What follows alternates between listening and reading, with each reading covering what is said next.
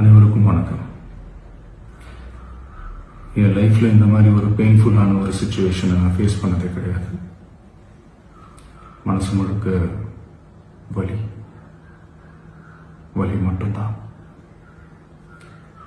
இந்த சுற்றுப்பயணத்தில் என்ன மக்கள் பார்க்க வராங்க.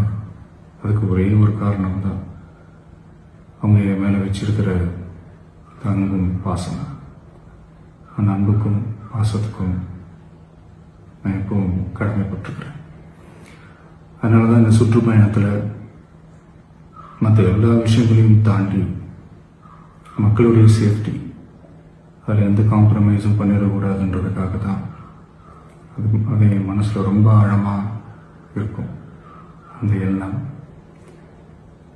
அதனால தான் இந்த அரசியல் காரணங்கள் எல்லாத்தையும் தவிர்த்துட்டு ஒதுக்கி வச்சுட்டு மக்களுடைய சேஃப்டி மட்டும் மைண்டில் வச்சுக்கிட்டு அதுக்கான இடங்களை சூஸ் பண்ணுறது, அதுக்கான இடங்களை பார்த்து பெர்மிஷன் கேட்கறது, போலீஸ் டிபார்ட்மெண்ட்டில் அதை ரிக்வெஸ்ட் பண்ணி கேட்போம். ஆனால் நடக்கக்கூடாதது நடந்துருச்சு.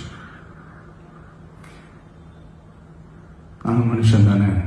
அந்த நேரத்தில் அத்தனை பேர் பாதிக்கப்பட்டு இருக்கும்போது எப்படி அந்த ஊரை விட்டுட்டு என்னால் கிளம்பி வர முடியும்?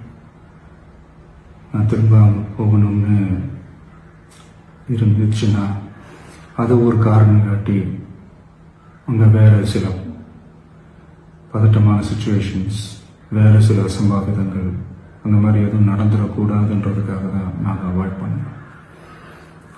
இந்த நேரத்தில் சொந்தங்களை இழந்து தவிக்கிற அத்தனை குடும்பங்களுக்கும் என்னுடைய ஆழ்ந்த இரங்கலை தெரிவிச்சுக்கிறேன். எனக்கு தெரியும், என்ன சொன்னாலும் இது ஈடையாகாதுன்னு எனக்கு தெரியும். ஹாஸ்பிட்டலில் ட்ரீட் பண்ணிட்டு இருக்கிற எல்லாருமே சீக்கிரமாக க்யூர் ஆகி வரணுன்றது இந்த நேரத்தில் நான் வேண்டிக்கிறேன். கூடிய சீக்கிரமே உங்கள் எல்லாரையும் நான் சந்திக்கிறேன். இந்த நேரத்தில் எங்களுடைய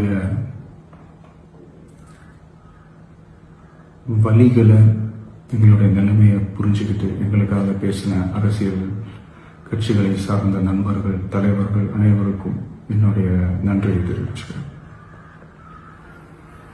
கிட்டத்தட்ட ஒரு 5 மாவட்டத்துக்கு பிரச்சாரத்துக்கு போனோம்.